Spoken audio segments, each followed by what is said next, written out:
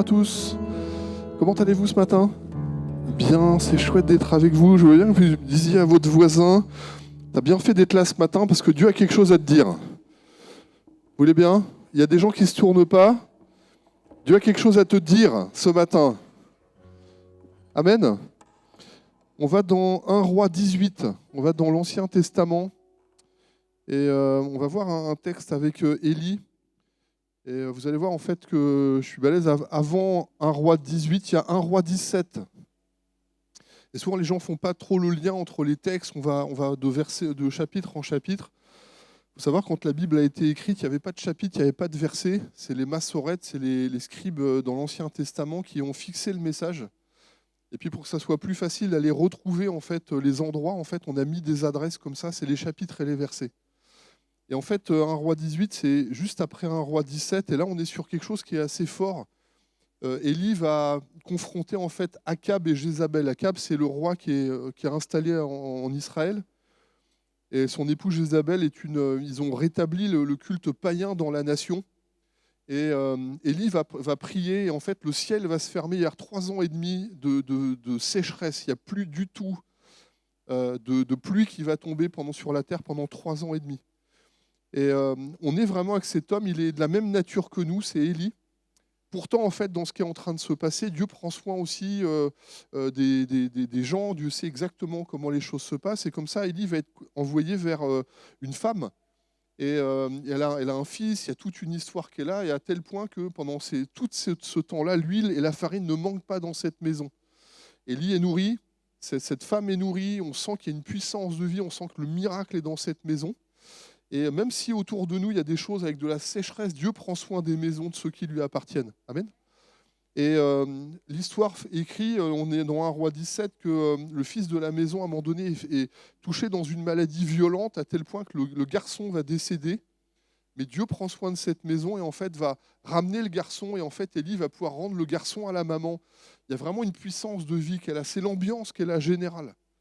Quand on est en Israël à ce moment-là, on sent que il y a des choses qui sont très différentes. Il y a des gens, on est secoués parce que la mentalité a été détournée. Et si vous êtes avec moi, donc avec vos Bibles, prenez 1 Roi 18, à partir du verset 21. Et voilà ce que la Bible dit. Alors Élie s'approcha de tout le peuple, puis il dit, « Jusqu'à quand clocherez-vous des deux côtés? Si l'Éternel est Dieu, alors allez après lui. Si c'est Baal, allez après lui. » Souvent aujourd'hui, je sens dans les uns et les autres qu'on est comme un peu pris entre deux feux. Et je vous le dis si c'est Dieu qui est Dieu, servez-le. Hein. Et servez-le avec ferveur. Chantez de tout votre cœur. Quand c'est le moment de la louange, mettez-vous devant, mettez-vous debout, mettez votre foi, emmenez les choses. Mais si ce n'est pas Dieu, alors faites autre chose. Mais le problème qu'on a dans ces textes-là, c'est que souvent on est pris entre deux feux, on est moitié un pied dehors et un pied dedans. Alors quand on est en dehors de l'église, on sait que Dieu est vivant et que d'un seul coup, je ne peux pas faire n'importe quoi, alors je ne fais pas comme les autres et je m'interdis de vivre des choses et je suis frustré. Puis quand je suis dans l'église et que c'est le lieu de la bénédiction, c'est comme si je suis privé parce qu'on a des textes qui nous disent qu'ils mettent une séparation entre vous et Dieu, c'est le péché. Et à un moment donné, on vit mal parce qu'on n'est ni l'un ni l'autre. Et la Bible dit, t'es froid ou bouillant, mais si t'es tiède, ça marche pas parce que ça va pas.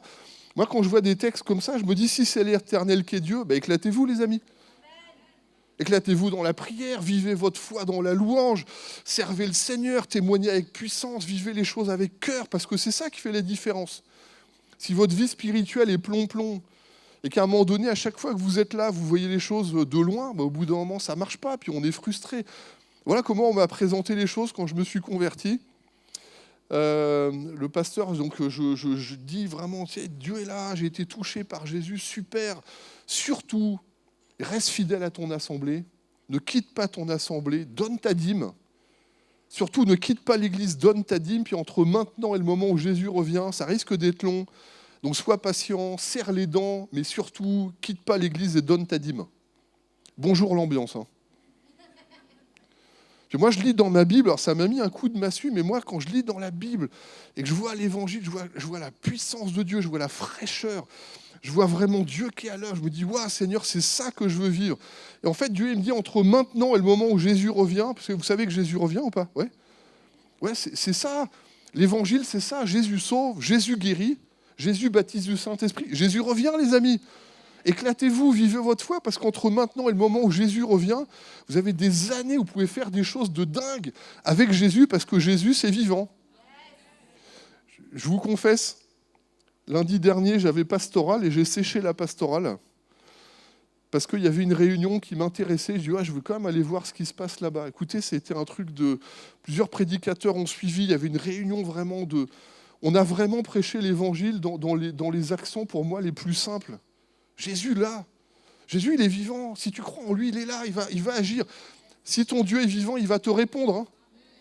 Et j'ai vu des guérisons et des délivrances. C'est ce que je vis aujourd'hui. Mon grand-père était un des fondateurs de la Pentecôte. Donc quand j'ai grandi, j'ai vu mon grand-père prêcher l'évangile. Quand je me convertis, Dieu me dit prêche l'évangile. Je vais à l'école biblique, prêche l'évangile. Première église, prêche l'évangile. Je vais aux États-Unis, prêche l'évangile. Je vais en Afrique, prêche l'évangile. Je vais en Asie, prêche l'évangile. Je reviens avec Dieu, je dis Seigneur, qu'est-ce que tu veux me dire? Prêche l'évangile. Au bout d'un moment, je dis c'est bon, j'ai compris qu'il faut le faire. Qu'est-ce que tu veux me dire avec ça? Parce que c'est qu'il faut parler à Dieu pour avoir des réponses. Si vous voulez qu'il vous réponde et que vous ne lui adressez pas la parole, vous ne demandez pas pourquoi il ne vous répond pas. Mais du coup, je parle avec Dieu, je dis Seigneur, qu'est-ce que tu veux me dire? Et Dieu me dit prêche l'évangile. Écoutez, j'espère qu'au bout de 3 ans de conversion, vous êtes avec Dieu, vous êtes capable de faire une étude biblique. Prendre votre Bible, sortir les éléments de la foi, le salut, la grâce, un Dieu qui agit. J'espère qu'en lisant la parole de Dieu avec le Saint-Esprit, vous êtes conduit à faire ces choses-là. Mais prêcher l'évangile, c'est autre chose. L'évangile de Christ, cette puissance qui est une bonne nouvelle que Jésus, vous savez que Jésus, à la croix, il a vaincu les 3 ennemis de nos âmes, la mort, le péché et le diable. Et Dieu nous met en liberté. J'ai l'impression que ça ne vous fait rien, bon, tant pis pour vous. La liberté de Dieu qui fait qu'à un moment donné, ces choses-là ne vous dominent pas. Parce que Dieu, il vous a mis en liberté. De savoir qu'un pro, il y a des trucs qui pèsent sur nos cœurs, il y a des tentations qui, à un moment donné, n'ont plus aucun effet sur vous. Il y a des addictions qui ont été brisées. Il y a des appétits qu'on avait avant, on vous met devant. J'ai plus envie, ton truc, ça ne m'intéresse pas, je suis passé à autre chose. Je suis libre en Jésus, les amis. Et moi, je vois ce texte où Élie est en train d'interpeller le peuple. Il dit, les amis, soit c'est Dieu et servez-le, éclatez-vous. Si ce n'est pas Dieu, passez à autre chose, mais choisissez qui vous voulez servir. On va lire le texte, je crois que c'est vraiment intéressant de regarder un petit peu les détails de ça. Choisissez si c'est l'Éternel, alors allez après lui. Si c'est Baal, allez après lui. Alors le peuple ne répondit rien. Alors Élie dit au peuple, je suis resté moi seul des prophètes de l'Éternel. Alors c'est pas vrai. Il a l'impression d'être tout seul, et puis Dieu lui dit, j'en ai gardé 7000. C'est un autre texte, mais j'en ai gardé 7000. Tu crois que tu es tout seul? Non, tu n'es pas seul, il y en a 7000 qui sont comme toi. Des fois, nous, on a l'impression, quand on est devant Dieu, on poursuit un but, puis on dit hey, j'ai l'impression que les autres, ils ne comprennent pas ce qui est en train de se passer. T'inquiète pas, il y en a 7000 qui sont comme toi derrière. Donc poursuivez ce que Dieu vous a mis, regardez un petit peu ces choses. Et alors, il y a aussi il y a 450 prophètes de Baal, que l'on nous donne 2 taureaux, qu'ils choisissent pour eux l'un des taureaux, qu'ils le coupent par le morceau, qu'ils le placent sur le bois sans y mettre le feu. Et moi, je préparerai l'autre taureau et je le placerai sur le bois sans y mettre le feu. Puis invoquez le nom de votre Dieu, et moi j'invoquerai le nom de l'Éternel. Le Dieu qui répondra par le feu, c'est celui-là qui sera Dieu. Et tout le peuple répondit, c'est bien, faisons comme ça. Il y a un défi spirituel qui est lancé. Alors il dit au prophète de Baal, choisissez pour vous l'un des taureaux, préparez-le, vous le premier, car vous êtes plus nombreux, invoquez le nom de votre Dieu, mais ne mettez pas le feu. Alors les prophètes de Baal prirent le taureau qu'on leur donna, ils le préparèrent, ils invoquaient le nom de Baal, puis du matin jusqu'au midi en disant « Baal, réponds-nous » Mais il n'y a eu ni voix, ni réponse. Alors ils sautaient devant l'autel qu'ils avaient fait à midi. Élie se moqua d'eux, il dit « criez plus fort les amis là !» Puisqu'il est Dieu, il pense peut-être à autre chose, ou alors il est occupé, ou il est en voyage, peut-être qu'il dort, il se réveillera. Alors ils crièrent encore plus à haute voix, ils se firent, même selon leur coutume, des incisions avec des épées d'élan jusqu'à ce que le sang coulât sur eux. Lorsque midi fut passé, ils prophétisèrent jusqu'au moment de la présentation de l'offrande. Mais il n'y eut ni voix, ni réponse, ni signe d'attention. Vous savez, les amis, entre l'excitation et l'adoration, il y a un pas d'écart. Je vois des gens qui s'excitent des fois, et on a l'impression que par nos excitations, Dieu va venir. L'adoration, vous pouvez faire la même chose. Je pense à David. Il danse devant l'Éternel. Il danse devant l'arche. Il y a l'Esprit du Seigneur qui est là. Lui, il vit cette liberté des enfants de Dieu.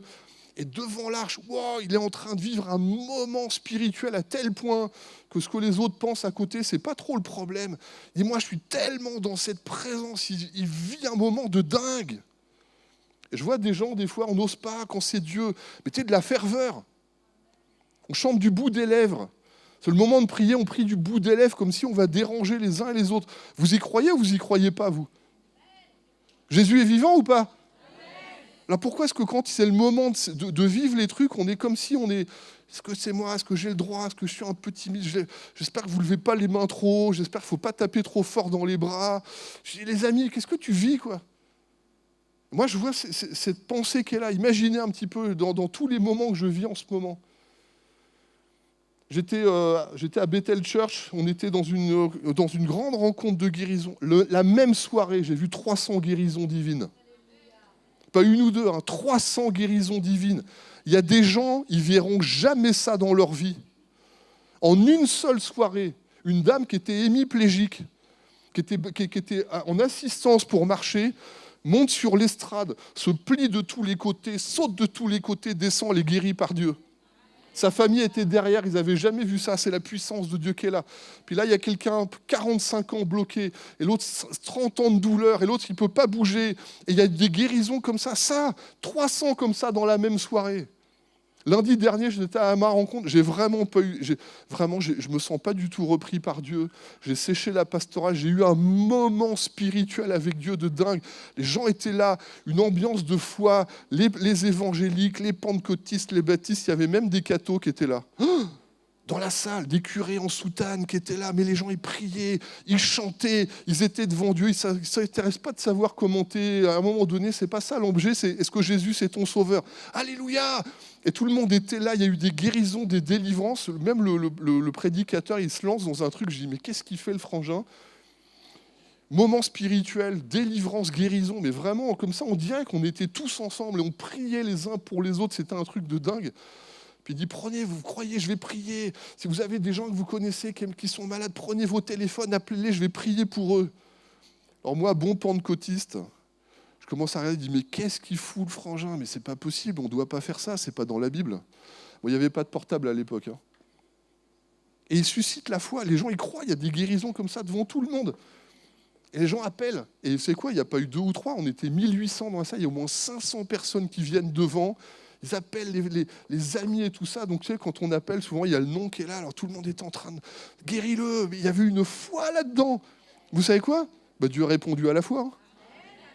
Et nous, on est bloqués dans nos compréhensions. Puis Dieu dit, tu sers Dieu ou tu sers pas Dieu? Qu'est-ce que tu vis? Et moi, je vis des trucs en ce moment de dingue avec Dieu. Je me dis, Seigneur, c'est ça ce que je veux vivre. C'est cet évangile-là que je veux vivre. Un évangile qui met les gens en délivrance, en liberté. Ce que je veux, c'est que ceux qui m'appartiennent, ils aient la vie en abondance. Pas juste un truc où je te mets 2-3 gouttes et puis ça va te suffire, où tu as tout le temps soif ou faim. Un truc où quand tu es avec Dieu, tu dis, purée Seigneur, ça marche, c'est bon.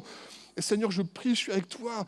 Il y a de la joie quand on dit allons à la maison de l'Éternel. Il y a une espèce de ferveur qui fait que la meilleure soirée, c'est quand on est ensemble et qu'on prie le Seigneur. Et c'est bon ou pas tout ça, ouais?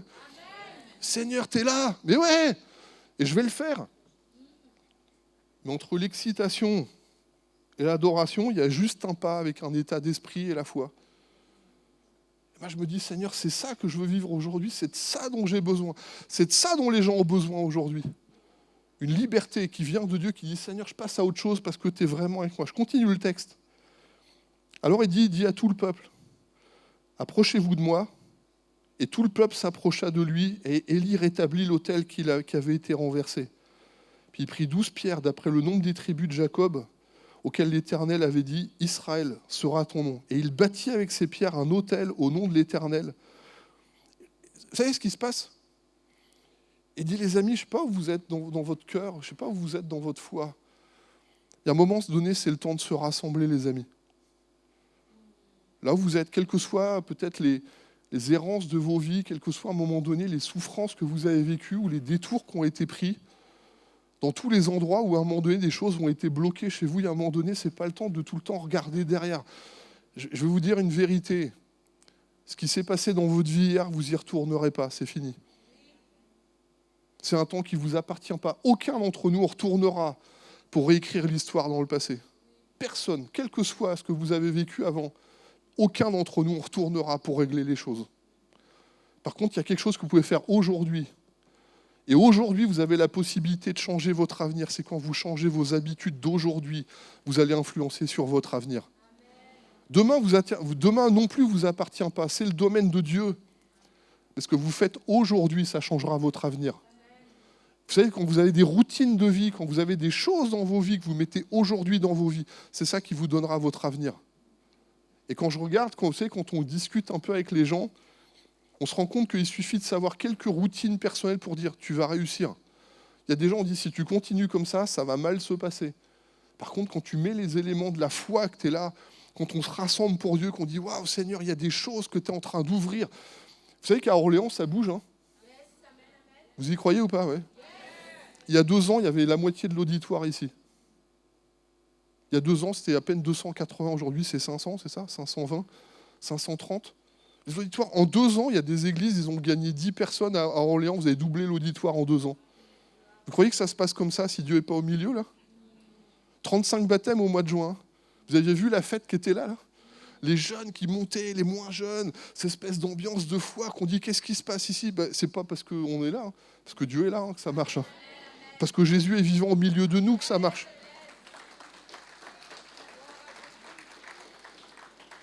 Alors, Élie bâtit un hôtel, puis je crois que depuis des années, toute l'équipe pastorale bâtit un hôtel. On veut mettre Jésus, le centre, celui qui est notre délivrance, c'est Christ au centre. Les chants ont été chantés, Annelle nous a conduits, il y a Jésus au centre. C'est parce que lui, il est au milieu, que tous les regards sont sur lui, que ça marche. L'apôtre Pierre, tant qu'il a les yeux sur Jésus, il marche sur l'eau. Hein. Puis dès qu'il a commencé à regarder à droite, à gauche, il s'est écroulé, parce que nous, on est pareil, les amis. Tant que vous regardez à Jésus, puis que vous poursuivez le but, vous resterez debout. Mais si à un moment donné, vous êtes tout le temps en train de regarder à droite, à gauche, ça ne va pas. Regardez un peu. Alors il bâtit avec ses pierres un hôtel au nom de l'Éternel, il fit... Ah, c'est pas possible. On est à un grand barbecue, là. C'est barbecue parti pour Élie.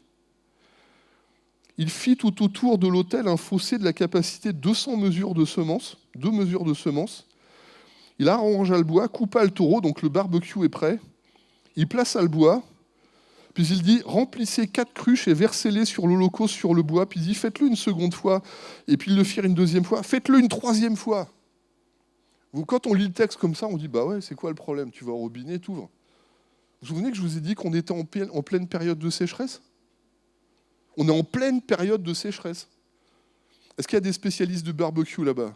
J'en connais un au fond, là. Il y a des gens qui aiment le barbecue ou pas? Ouais. Ah ben, où est-ce qu'ils sont, là? Oui ou non? Vous avez déjà vu un gars, pour allumer le feu, commencer à verser de l'eau sur le bois? Personne ne fait ça. Et Élie, lui, il est en train de faire un acte prophétique.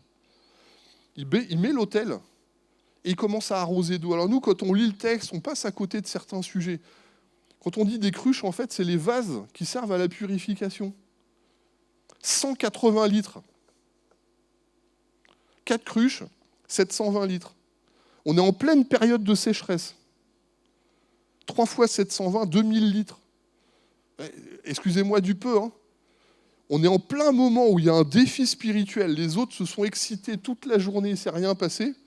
Élie, lui, il rend le défi encore plus difficile.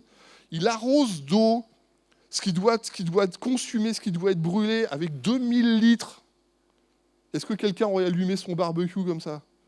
Personne. Et là, c'est un acte prophétique pour dire à un moment donné, c'est nous-mêmes, nous, dans nos vies. Il y a tellement de courants, il y a tellement de cultures, il y a tellement de pensées qui viennent quelquefois nous toucher dans notre vie spirituelle. Quand on dit que Dieu est vivant, c'est chouette quand on est ensemble. Mais quand on est tout seul, puis quand on est dans une activité, ou quand on est dans le boulot, quand on est dans une action où je suis tout seul, l'Éternel est vivant, il faut avoir du courage pour le dire.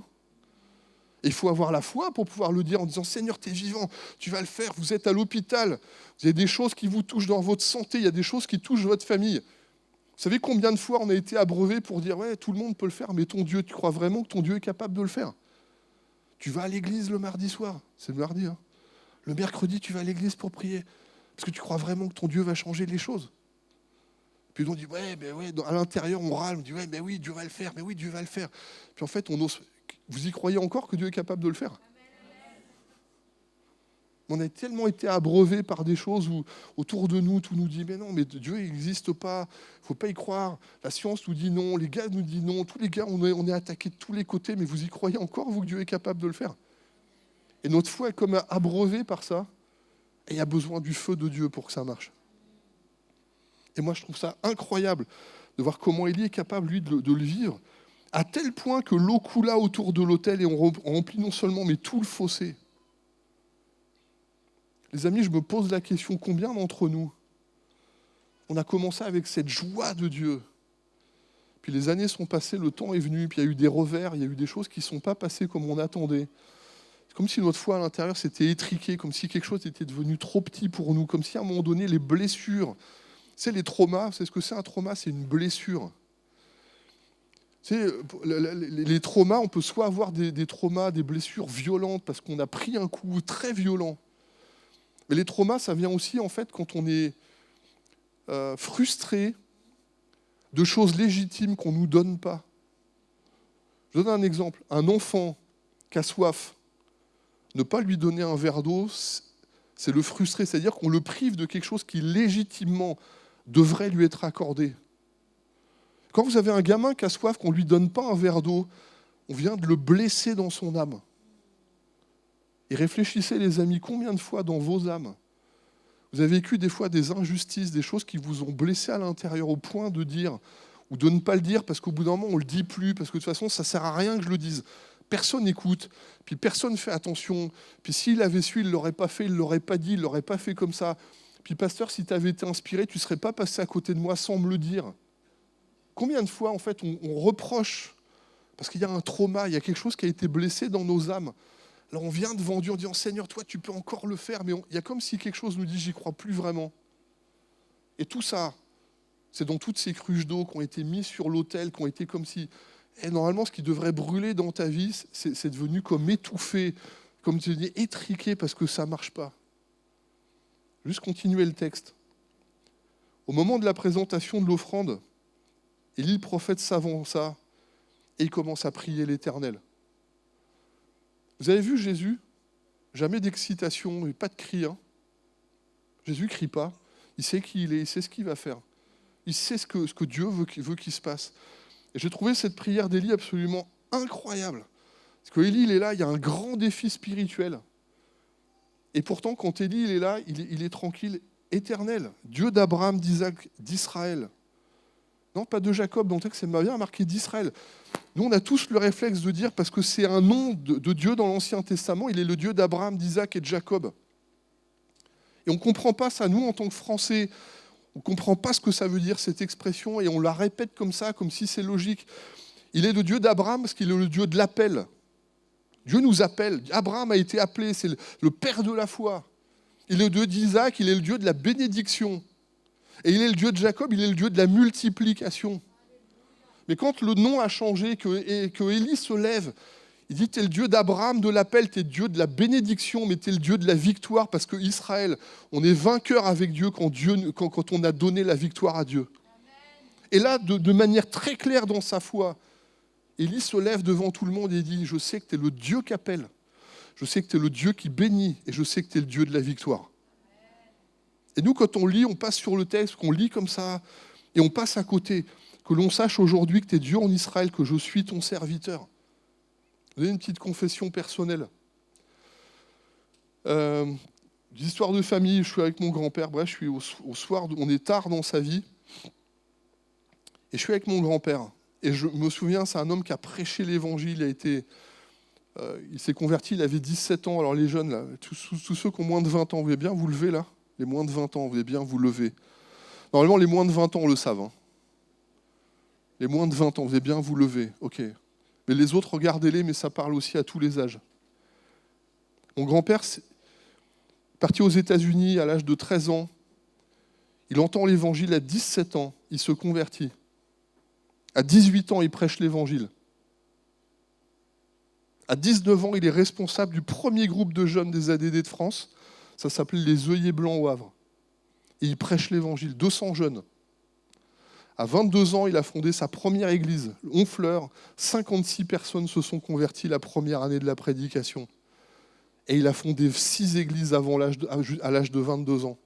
Il a été reconnu pasteur à 26 parce qu'on était obligé de reconnaître que Dieu était avec lui. Combien de temps faut attendre des fois pour se mettre en route et dire « Seigneur, si tu es avec moi, si tu es le Dieu d'Abraham, d'Isaac et de Jacob, alors tu peux faire quelque chose avec moi. » Moi, je crois que Dieu appelle des jeunes. Allez, excusez-moi, allez jeunes, je vous laisse vous rasseoir. Vous êtes moins jeunes. Est-ce que votre Dieu, c'est le Dieu d'Abraham, d'Isaac et de Jacob? Est-ce qu'à 40 ans, Dieu peut encore faire quelque chose avec toi? Est-ce qu'à 50 ans, Dieu peut encore faire quelque chose avec toi? Vous savez quoi, des fois, on lit les textes, on passe à côté des choses. Parce que je me dis, Seigneur, ce que tu as fait avec l'un, tu peux le faire avec l'autre. Ce que tu as donné hier, tu peux le redonner aujourd'hui. Seigneur, si ça brûle dans ton cœur, si l'Éternel qui est là, il est le Dieu d'Abraham, d'Isaac et d'Israël, alors que l'on sache aujourd'hui que tu es Dieu en Israël. Je vois mon grand-père au soir de sa vie. Je le vois encore. Un homme qui vient avec des taches aux poumons, avec un cancer qui s'est développé avec de tous les côtés, des métastases de tous les côtés. Je vois encore mon grand-père. Juste fermer les yeux, lui imposer les mains. Éternel, écoute la prière de ton serviteur, guéris cet homme au nom de Jésus. Voilà la prière de mon grand-père. L'homme a été guéri instantanément. Pas d'excitation, juste il sait qui il est. Il sait qui est Dieu. Il sait quelle est la volonté de Dieu. Il veut guérir tous les hommes. Amen. Et ça, ce n'est pas une question d'âge, c'est une question d'y croire et de dire, Seigneur, tu es vivant. Vous savez que celui qui est en vous est vivant? Pourquoi on ne le fait pas? Pourquoi on ne le vit pas? Parce qu'on a tellement été abreuvés. Tu es trop petit. Alors, tu es une femme. Il y a déjà 60% de l'église qui est au chômage. Parce que tu es une femme, déjà, tu n'as pas le droit. Bing. Tu es noir. Bing. Double peine. Pardon de le dire comme ça. À un moment donné, on n'ose pas dire les vrais sujets. Mais à un moment donné, il faut être clair. Tu sais, si Dieu est avec toi, ça se voit. Personne ne peut faire les œuvres que tu fais si Dieu n'est pas avec toi. Par contre, si ton Dieu est vivant, alors qu'est-ce qui t'empêche de le vivre? Voici les miracles qui accompagneront ceux qui auront cru. Vous y croyez vraiment à ça? Amen. Je termine. Que l'on sache aujourd'hui que tu es Dieu en Israël, que je suis ton serviteur, que j'ai fait toutes ces choses par ta parole. Réponds-moi, Éternel, réponds-moi, afin que ce peuple reconnaisse que c'est toi, Éternel, qui es Dieu, que c'est toi qui ramènes leur cœur. Conséquence, le feu de l'Éternel tomba et consuma l'holocauste, le bois, les pierres, la terre, toute l'eau qui était dans le fossé. Quand tout le peuple vit cela, ils tombèrent sur leur visage sur leur face, et ils dirent, c'est l'Éternel qui est Dieu, c'est l'Éternel qui est Dieu. Je circule de tous les côtés, en Espagne, ça explose, en Allemagne, ça explose, en Italie, en Norvège, en Pologne. Dans tous les pays d'Europe en ce moment, il y a une explosion avec l'annonce de l'Évangile qui est accompagnée avec la puissance des signes et des miracles. J'ai des gens qui m'envoient des messages de l'Europe entière pour me raconter ce que Dieu est en train de faire. C'est le même Dieu qui agit en Europe, il agit en France. Et je crois que le Dieu de la France est aussi le Dieu d'Orléans, non?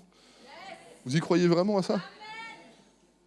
Je dis, Seigneur, si tu mets ton cœur, mets en lui ta confiance et il agira, les amis. Je voudrais vraiment qu'on puisse prier ensemble. Seigneur, est-ce que vraiment Dieu est vivant? Seigneur, merci pour ta grâce. Merci parce que tu es le Dieu qui anime ce cœur. Seigneur, tu as un peuple ici à Orléans. Seigneur, il y a une œuvre que tu as commencée, que tu veux rendre parfait. Je te bénis, Seigneur, parce que je veux vraiment te remercier pour toute l'équipe pastorale.